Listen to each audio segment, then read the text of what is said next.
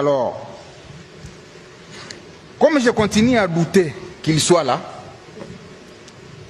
j'ai 12 questions aussi. Parce que quand j'ai suivi là, il a parlé en 12 points. Laissez-moi voir si je peux trouver un exercice de parler aussi en 12 questions. Monsieur le porte-parole. Première question. Est-ce le fils de son père,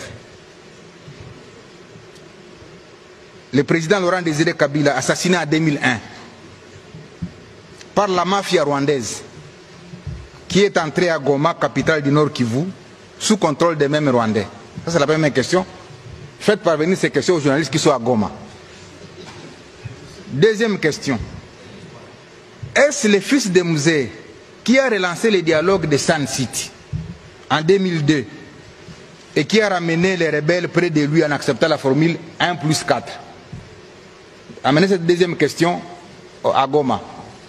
Troisième question.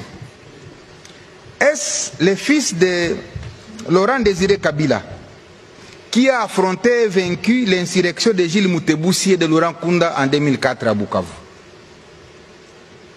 Quatrième question. Est-ce le fils de Musée qui, à mon avènement à la tête de la province du Nord Kivu, comme premier gouverneur élu, a piloté les opérations contre Laurent Kunda? Cinquième question. Est-ce encore lui qui m'a demandé de résister, je l'ai dit, lorsque le 29 octobre 2008, le CNDP était à la porte de Goma?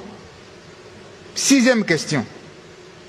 Est-ce le fils de Musée qui, en janvier 2009, a demandé l'arrestation de Laurent Kunda par l'armée rwandaise et accepté l'arrivée de cette même armée au Nord Kivu à travers l'opération Umojawetu, je l'ai dit, du 25 janvier au 25 février 2009, et consécutivement, est-ce le fils de Musée qui avait demandé au président de l'Assemblée nationale de l'époque de démissionner parce qu'il n'était pas informé de l'entrée des troupes rwandaises?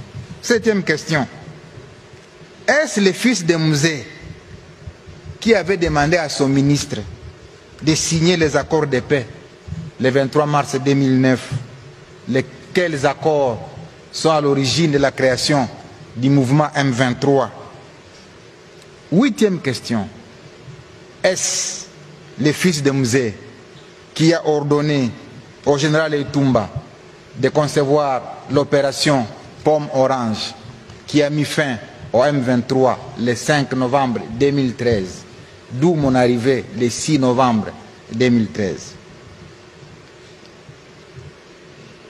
Neuvième question.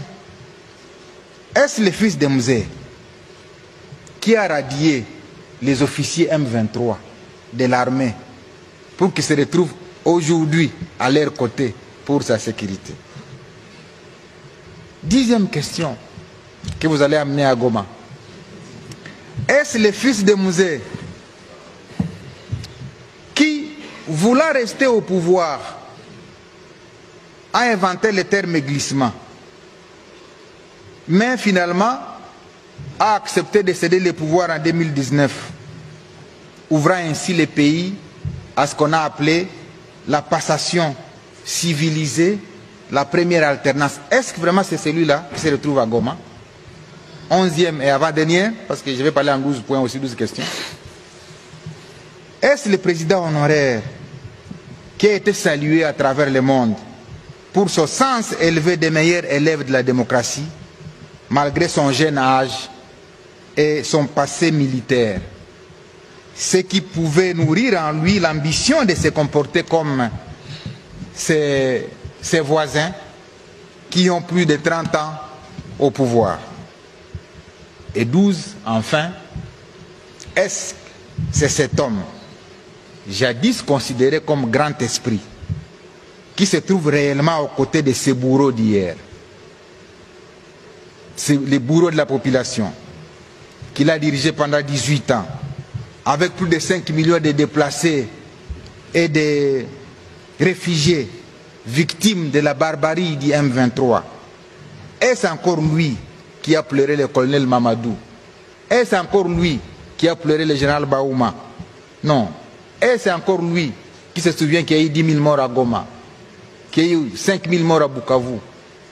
Et c'est encore lui. Voilà les 12 questions que j'ai voulu ramener à Goma pour voir s'il y